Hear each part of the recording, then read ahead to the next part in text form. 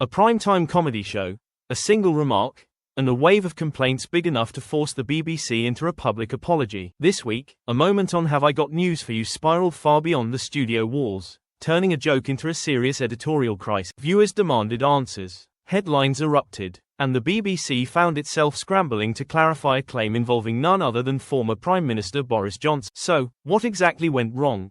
And why did the broadcaster have to step in again? Let's break it down. The controversy began during the December 5th episode of Have I Got News for You, hosted by Professor Hannah Fry. During a discussion about Reform UK, a panellist claimed that a wealthy donor to the party had also made a major donation to Boris Johnson, and that Johnson later gave him an £80 million defence contract. Except, that wasn't true. On December 9th, the BBC quietly posted an apology in its corrections and clarifications section. The statement explained the error clearly. Yes, the Ministry of Defence did award a contract of that size in 2023. Yes, the donor was a shareholder in the company.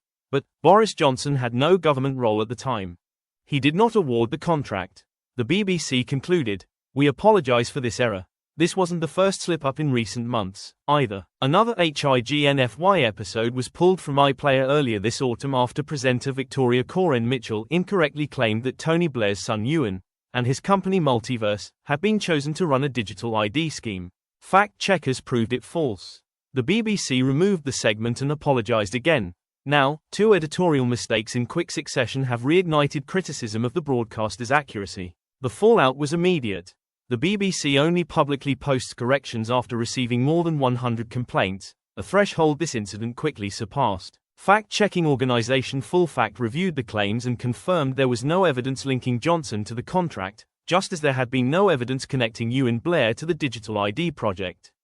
Both errors appeared to stem from viral misinformation circulating online. Critics pounced. Social media comments ranged from frustration to full-blown distrust, long since given up believing anything the BBC puts out. That's what the lefties like to do.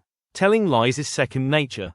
The broadcaster now faced two problems: correcting the record, and repairing audience confidence.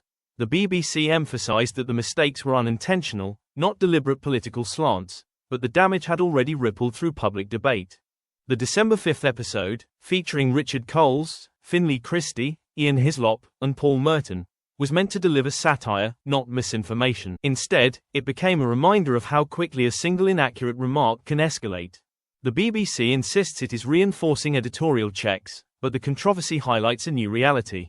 In an era of instant outrage and viral claims, even established broadcasters must navigate tighter scrutiny than ever before. A joke became a headline, a slip became a scandal, and the BBC, once again, had to admit it got it wrong. Will the next episodes avoid similar pitfalls, or is this a sign of deeper editorial strain? Time will tell.